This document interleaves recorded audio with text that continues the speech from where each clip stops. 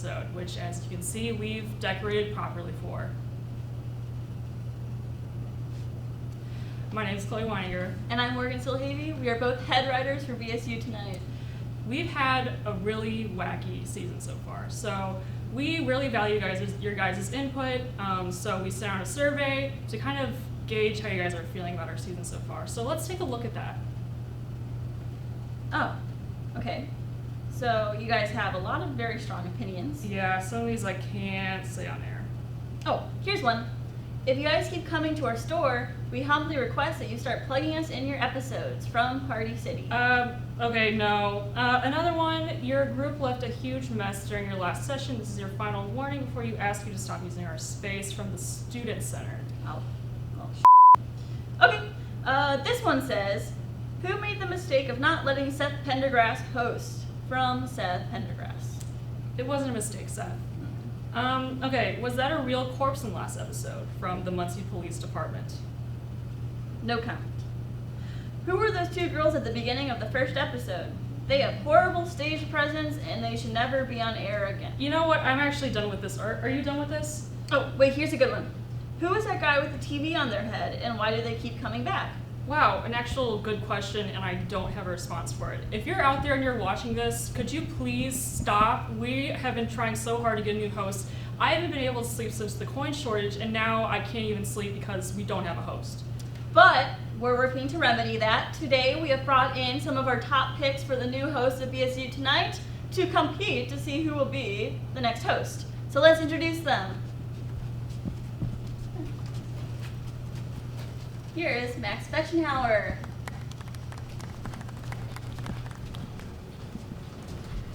Here is Stephanie Mendoza.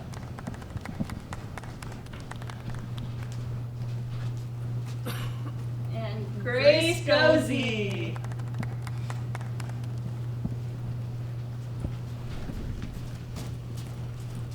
We also have another host, Kessie Esch, who is not here right now. And Trevor, who mysteriously disappeared. Trevor, if you're out there, please respond to my slow burn Rugrats fan fiction that I sent to you. The publishers are at my ass. New York keeps calling. I just need your review or something. Okay, anyways, let's get started with this. We paired each host with one of our writers to create a monologue in an in-studio bit that best reflects their abilities to be host. As the episode is airing, our club will vote on who the next host shall be. So, without further ado, let's get started. Hi everyone, welcome back to BSU Tonight. It's so great to see you all here. My name is Max Fetchenhauer. I am running for host this episode. And before I start, I just want to say I had a great time writing everything. I had a great time reading through all the weird news articles and everything, just figuring out what my jokes are going to be. And actually, I'm just going to start right off. Has anybody here heard about the Sausage King? No? Well, that doesn't surprise me because he's from Russia, or at least was from Russia. Now, normally I would make a joke about, the whole Sausage King thing, but he was murdered in his home a few days ago via crossbow. Yeah, via crossbow by a gang of robbers who broke into his house. So I'm just going to touch on the crossbow thing instead, if that's okay with everybody else. First things first, why crossbows? I'm assuming this is mob related, right? Because of, the whole murdered via crossbow thing.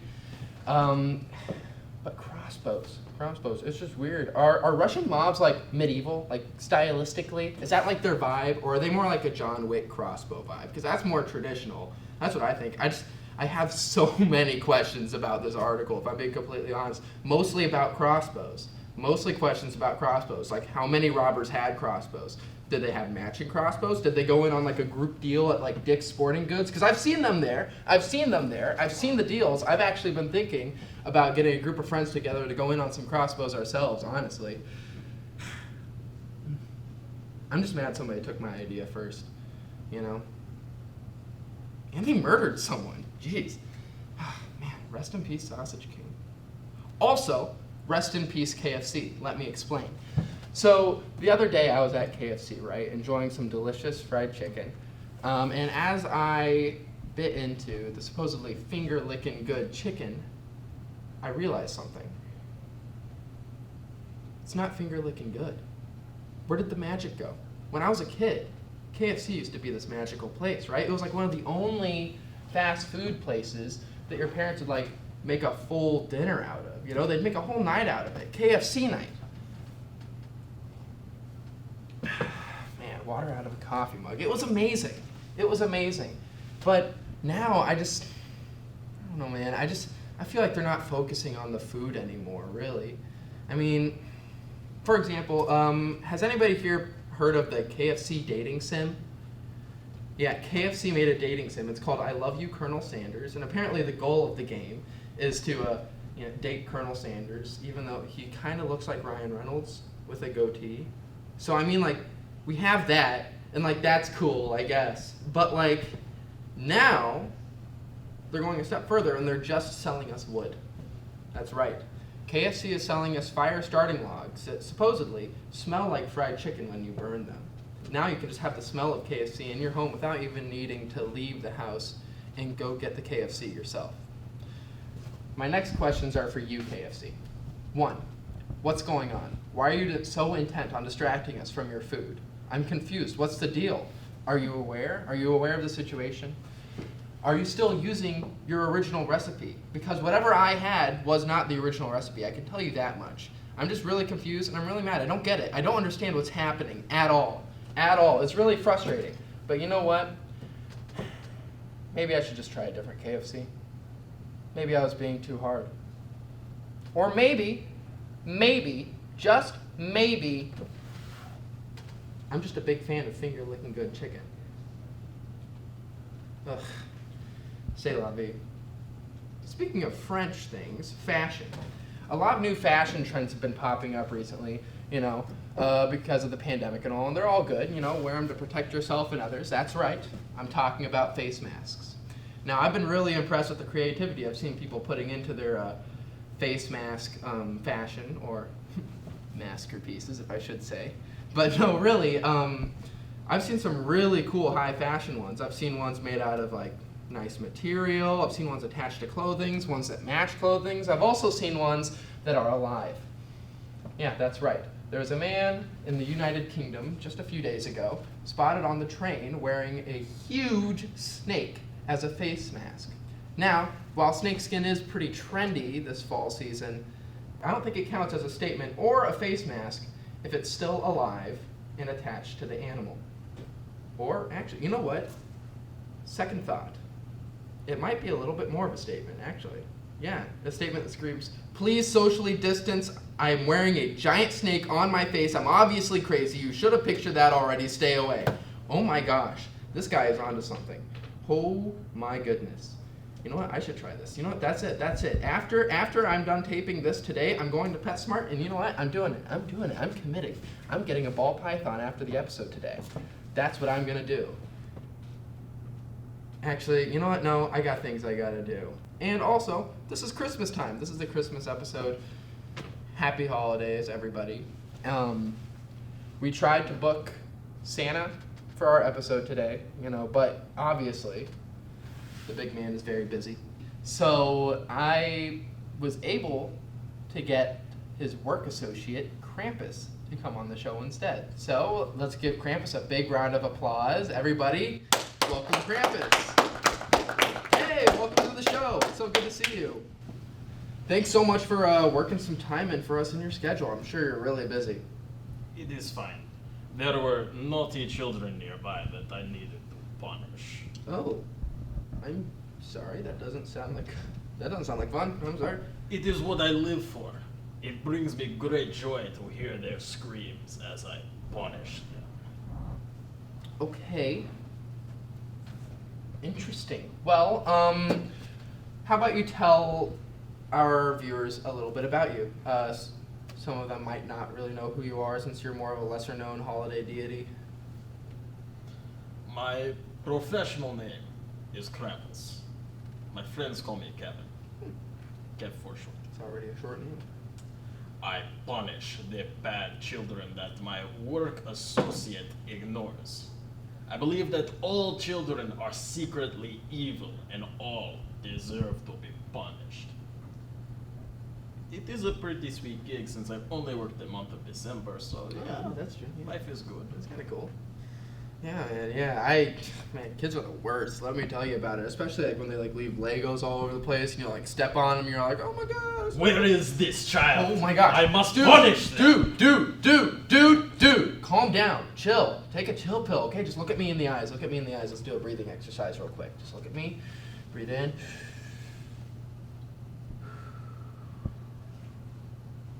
You are loved. You are appreciated. It's gonna be okay. Let's go to your happy place. Tell me some things about yourself. What do you like to do in your free time when you're not punishing children? I like organic dark roast coffee. I like waking up in the morning to hear the birds singing outside my home. I like tending to my organic garden and caring for my free-range chickens. I like to snuggle with my rescue cats and my dog Betsy. At night, I listen to light, free-form jazz, drinking a nice Tourette, sitting by the fireplace, and doing some brain teasers to keep my mind sharp. Nice.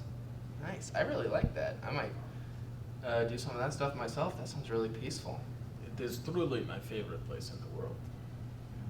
I did some reading up on you, bud, before you came on the show, and I hear you carry around a Switch with you.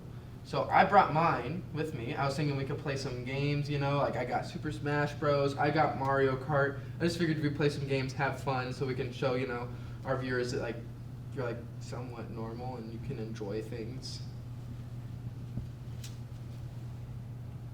What's this? This is just a stick.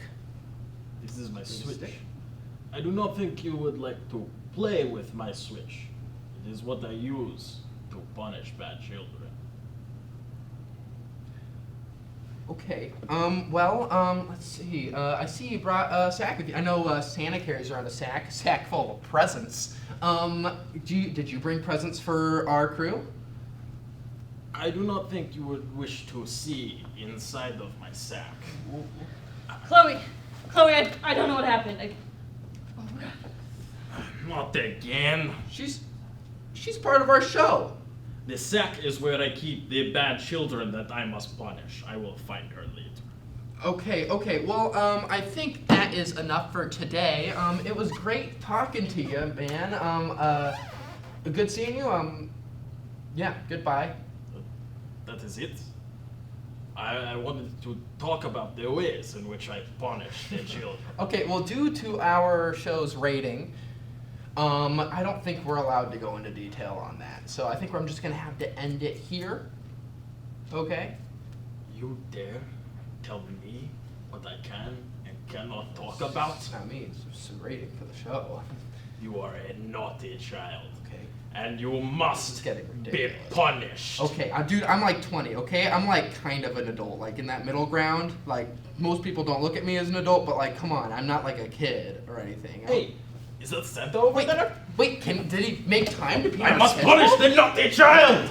Hey, Get in the dude, sack! Dude, You this must is be ridiculous. punished! Oh my god, dude, come on. You must be punished! You will not deny me! What can I get you kiddies for Christmas, huh?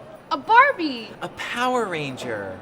Well, Santa will make sure you get your Barbie and you get your Power Ranger.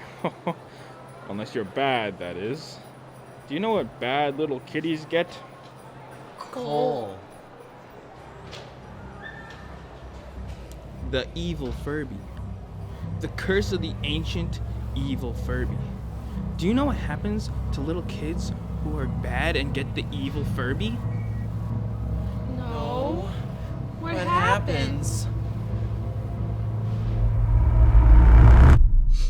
Well, look what we have here, kids. The evil Furby. Do you know what this means? You did this!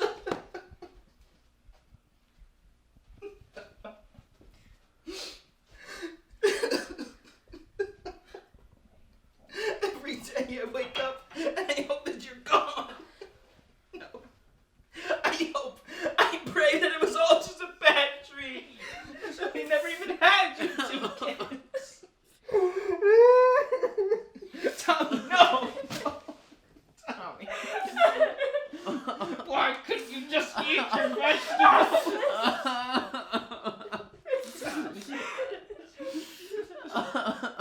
Because of you, I'm going to die today. And you know what? I bet you're gonna kill your mom too. Just wait.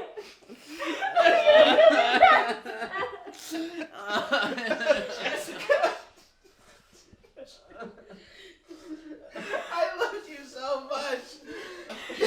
And then we had these kids, these horrible kids. I haven't known peace since Tommy entered this world. Now look what he's done. Look what your little boy did. I should have left. I should have left as soon as I found out. I could have lived on the coast. I could have served all day every day. I didn't even know I like to serve, Jessica.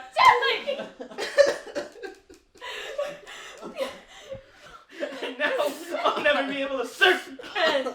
I'll never be able to do anything ever again. Why?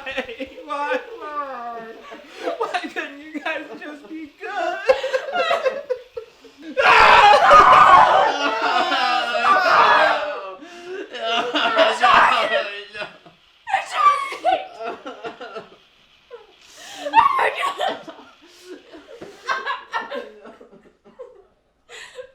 Tommy, Sarah, do you hate me? Your father is dead. I'm probably next. This is great. This is just great. Look at what you did, Tommy. Look at what you did, Sarah. Tommy, touch your father's arm. There's no pulse. That's his leg, you idiot. What the hell is wrong with you? Look at me. What the hell is wrong with you? Get out of the way. All of this because you had to cheat on your social studies test. That's right. I knew. So did your teacher. I'm sorry. Oh, you're sorry? You're sorry? Guess what? Your teacher saw you during the test, but she didn't call you out because she'd have to give you a 0.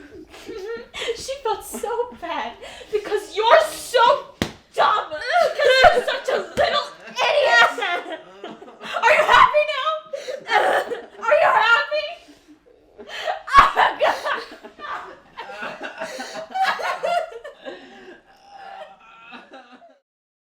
Happy holidays and welcome back to BSU Tonight. I'm Grace Gozy, one of your potential new hosts, and all I want for Christmas is a pet possum and the ability to forget the past. But let's continue on and educate ourselves with some world happenings. An aquarium in North Carolina has been tackling the coin shortage by repurposing pennies, nickels, quarters, dimes thrown in as wishes to help pay the bills. This, of course, reverses any wishes that were made, so North Carolina has been seeing an increase in child cancer cases. 21 years ago, Joey Parrish's life was saved when he received a new liver. Today, he wants to reach out to the family and thank them for his second chance at life. I'm also looking to reach out to the family and see if they have another liver to get me through the rest of the year. The University of Michigan Dearborn has made a major misstep by introducing a non-POC cafe to their campus, a place where students who, quote, do not identify as persons of color can gather and discuss their experiences as students on campus and as non-POC people in the world. Girl, what? You don't need a non-POC cafe on your campus when there are plenty of Starbucks all over the world. Of course, the university also offers a BIPOC cafe, a space for, quote, marginalized racial, ethnic, and cultural communities to gather and to relate to one another. But where are these white-passing multiracials supposed to go? I'm a white Filipino girl. Where am I supposed to go to talk about the time that this guy asked me if I would be his math tutor during high school gym? Is that racism against Asians, or does this guy just need a math tutor? Where's my support group for the Tinder guy that asked about my race and then said I was a fun mix? I'm not a fun mix. I'm just a consequence of my parents' poor planning. In international news, it was reported that a Vietnamese condom factory owner admitted to buying used condoms, washing them, and then repackaging them to be sold. Personally, I find this repulsive because this factory owner stole my small business model. If you're out there, watch yourself. I will be pursuing legal action. In India, wildlife rescuers were called to an airport to capture a cat that had not only escaped its carrier, but had evaded security for 4 days. Meanwhile, in the United States, I can't even get my pussy in an airport unless it's been confirmed to be holding a tampon and not a bomb. This summer, Robert Berger, 25, attempted to fake his own death with a forged death certificate. It is likely this was a last-ditch effort to dodge a jail sentence.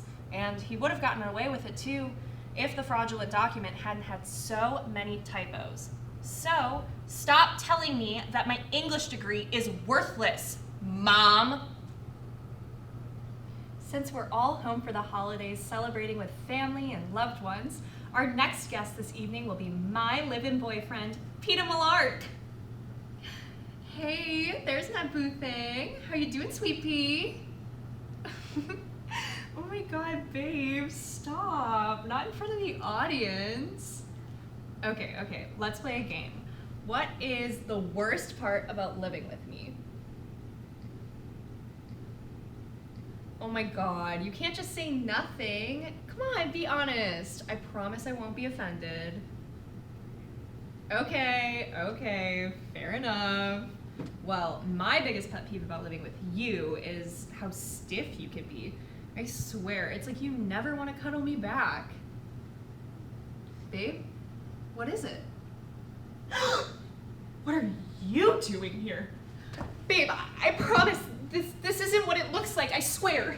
Boys, stop, please. I can explain. I don't want to see either of you get hurt. We can work this out privately backstage. Please, baby, I don't want it to end this way. Just walk away. I'm begging you, please.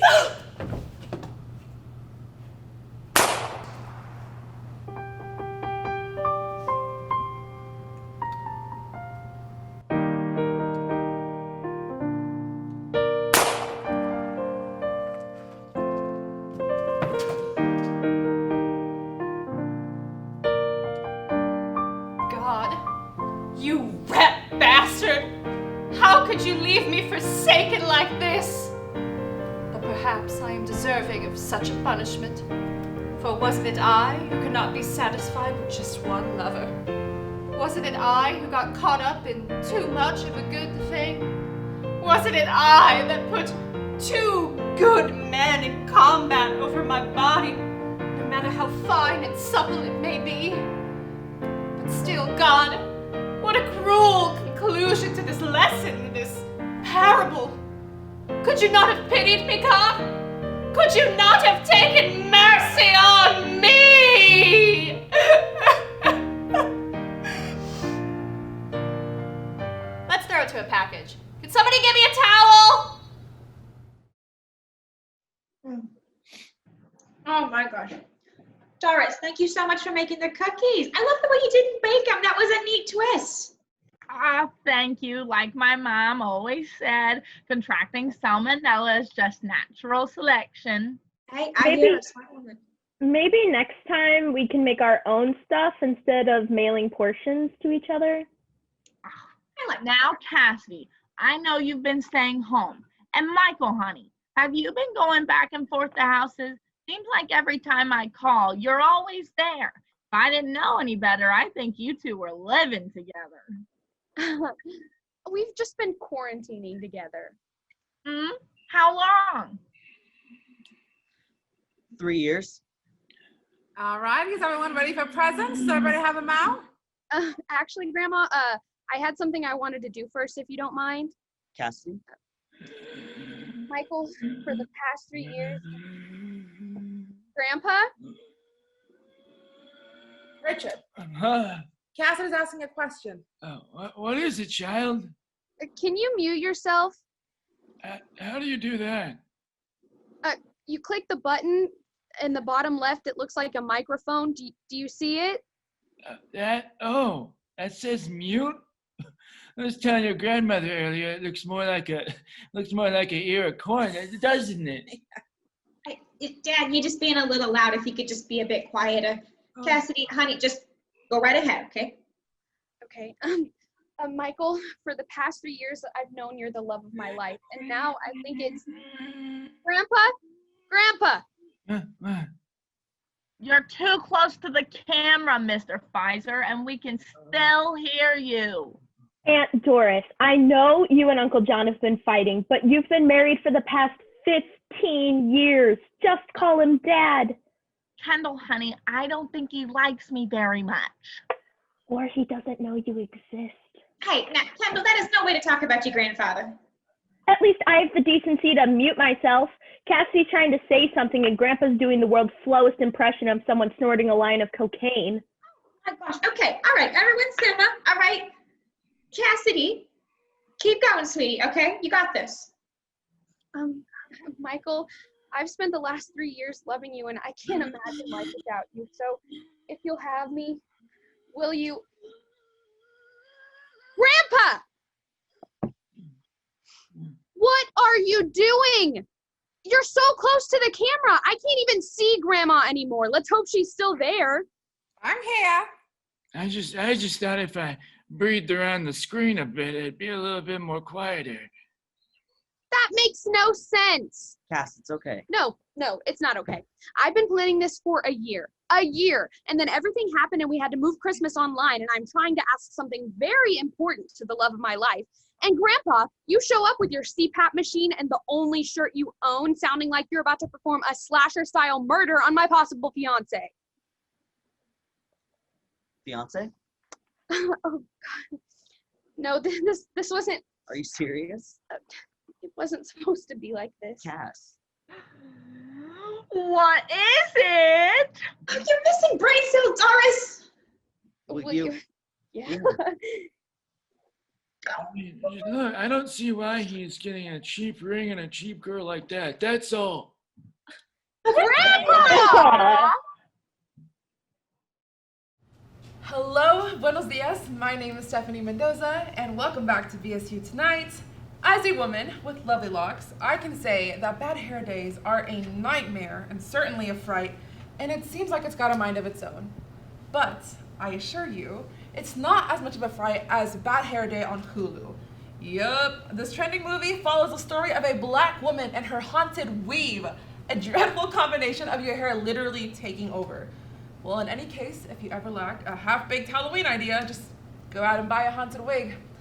The holidays are just around the corner, which means it's time for stores to start playing Christmas music non-stop and sell everything Christmas related, even though November, it just started. Stores everywhere are prepping, and Starbucks even released its holiday launch this Friday. However, the British retail store Marks & Spencer's takes the cake of holiday spirit with their new pastry release, Santa's Yum Nuts. A jolly twist on their classic Yum Nut donut, this creamy pastry features red icing and a Santa belt. What a better way to celebrate the holly jolly holidays than with a big old bite of Santa's Yum Nuts. This year has been a non-stop roller coaster, but with the holidays coming up, that means the end of this dumpster year. But I'm very excited because Christmas. I love the holiday season so much, from the trees to the decorations to the lights and lights of the holiday spirits. That's a pun. I have decided to invite a Christmas expert himself, a tree lighting expert, Christoph Kringle.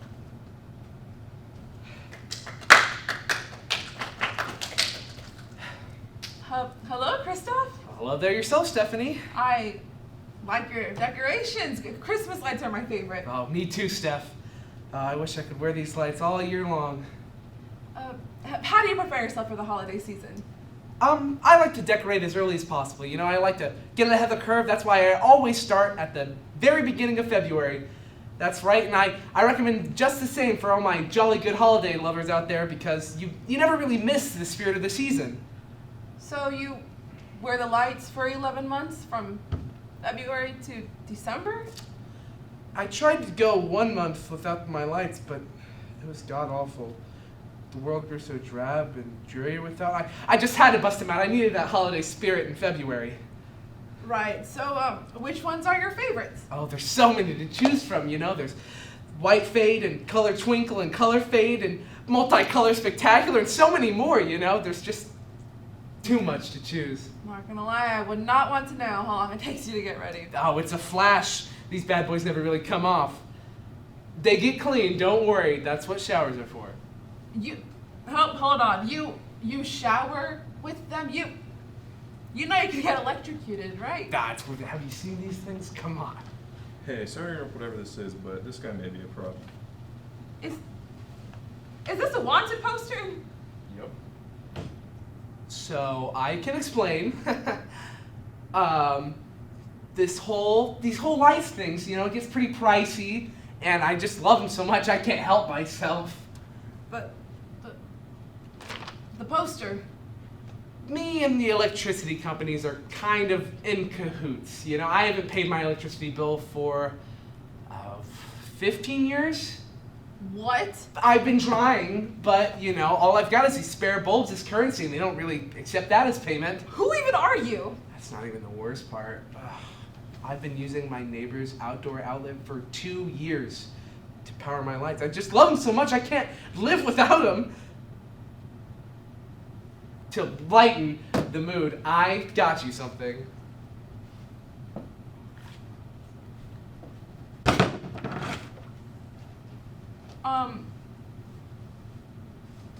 Thank you.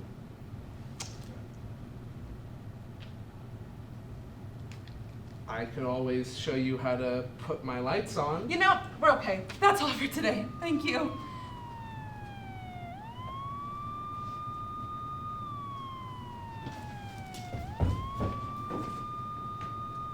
To be blunt, I thought he was going to be an electrician with tips on how to be safe with Christmas lights, but you know, what a turn of events.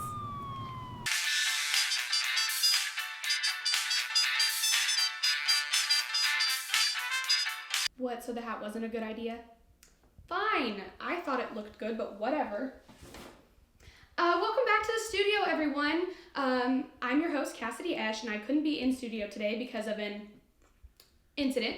But no matter, I'm glad to be here. I'm going to tell you guys a little bit about myself. I'm a freshman, yes, in college, yes, I'm sure. I know it's a little bit odd for a freshman to try and break into the hosting scene, but I honestly feel like I'm really mature for my age. I think it's because when I was little, all the adults called me an old soul, although that was probably just because I was depressed.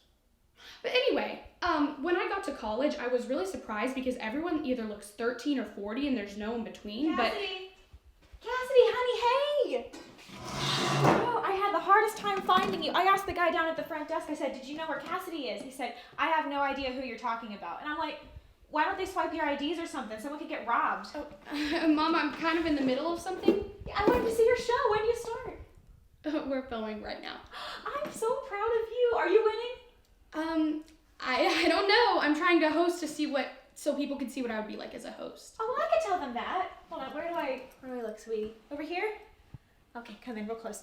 Cassidy is such a sweet girl, super sweet, always making her grandpa laugh, so funny. And she's been having a bit of trouble getting friends up here on campus, but it's like I always tell her, the right friends will come in at the right time. I have never heard you say that in my life. She took the breakup with her high school sweetheart kind of hard, but she has been such a trooper through it all, She barely even cries anymore. Mom! For a while there, she was just on ravioli and toast every day and listening to a lot of Adele. But, she's gotten a lot better. I'm so proud of her. Aren't you, sweetie? You're a trooper. Your Uncle Jim's real proud of you. You know that, right? Mm-hmm. So I just know if something went hinky on the show, Cassidy would know how to fix it. Which reminds me, hey, I brought you something. Hold on. Oh, Lord have mercy, where'd I put it? It wouldn't even fit in there. I don't know how I checked in there. There we go. Your dad made spaghetti. Oh. He made a double batch since you finished the first one so quickly, but sweetie, tell you what, I love seeing you, but I can't be up here every week, so if you could try to make this one last just a little bit longer, okay? Okay, that'd be great. Alrighty. If you and Dad could send my blankie up next time you get a chance, and $20 for cookie night with my roommate. Okay, sweet. Alright, yeah. Alrighty. Well, should I get out of here then? Mm-hmm. Okay, alrighty. Remind me, I gotta call Jake next door about a thing, something about a vaccine, and he left his son's beanie in my garden yesterday. Oh, that's no good. Anyway, Janice died, did you hear? Janice? Janice. I I'll tell you about it later. Okay, alrighty. Bye. Love you, sweetie, bye. I'm gonna be honest, I forgot to pack a snack and this spaghetti's starting to look pretty good. So while I take a lunch break, let's cut to another segment. Hello everyone and welcome back to the studio. I'm your host, Cassidy Esch. Now with all the craziness going on, I kind of forgot this was the Christmas episode, which means I also forgot to get a significant other for the holiday season. In lieu of flowers, send money for my love life. Tell them to edit my Venmo below. But you know what? That's okay, because the Christmas movie audience is primarily moms and their daughters with no one to hold. So before we get to that, we're going to shine a spotlight on the real heroes of the holiday season, the Christmas movie cliches. Here are my 10 favorites. At number 10, we have the bratty kid who ruins an important event by causing a ruckus. Now, this kid is either the protagonist in a flashback, a scheming younger sibling, or acting out because their parents got divorced. However you slice it, this kid is definitely going to snitch about someone's romantic feelings. In our number 9 spot is the sassy best friend who brings over a bottle of wine and tells protagonists to follow their heart. Does this person have problems? Does protagonist do the same for them? Nope and nope. And they're probably an example of immediate tokenism, but we'll gloss over that. Coming in at number 8 is the big city family who has no Christmas cheer until they inherit a small candy store. Bonus points if there's a scene where the kids want to play but the parents are too busy. Whoa, watch out. Number 7 is the burly small-town Christmas tree farmer who's been in love with the protagonist since high school. Sure, she's back in town to visit her dying grandmother, but that's not going to stop him from making a move. And that takes us to number 6, the dying grandmother. She's going to tell the main character that her soulmate has been right in front of her all along and then die immediately after. Rest in peace. At our halfway point, we have the reason the parents have no Christmas cheer. The mean boss who won't give their employees Christmas off. Spend time with your friends and family? Of course not. We have capitalism due in the morning. And our number 4 spot is mystical old person who knows something you don't and is probably Santa in disguise. Bonus points if the costume department made no effort to conceal this plot twist. Now, in our number 3 spot is the young, hot uncle who put his whole life on hold to raise his niece and nephew after their parents were killed in a car accident. He doesn't have to be so young and hot, but he will be. For us. Our runner-up is none other than the small child who wants their parents to be undivorced for Christmas. Sorry, kid. Santa can't fit financial stability, goals, compatibility, and compassion into a sack. Now, before I reveal who's in our number 1 spot, I want to name some honorable mentions. Overbearing aunt who gets age-inappropriate gifts like it's her job, snarky elf, kindly middle-aged man who tells the entire story of the town to the protagonist as soon as she arrives, older sibling who hates that their younger sibling still believes in Santa, and of course, a lovable hijinks dog. Now, our number 1 Christmas movie character is none other than stock market businesswoman who's only appealing after she takes off her prescription glasses. Sure, she's essentially blind, but now she can finally see where true love is. No, it's not shallow, it's cute. Now that we're done with that, I'm off to go watch straight couples wear green and red sweaters. Stay safe and have a happy holiday season. I knew I should have got contacts. Hey, thanks everyone for watching our holiday episode, and thank you to our wonderful host for hosting it.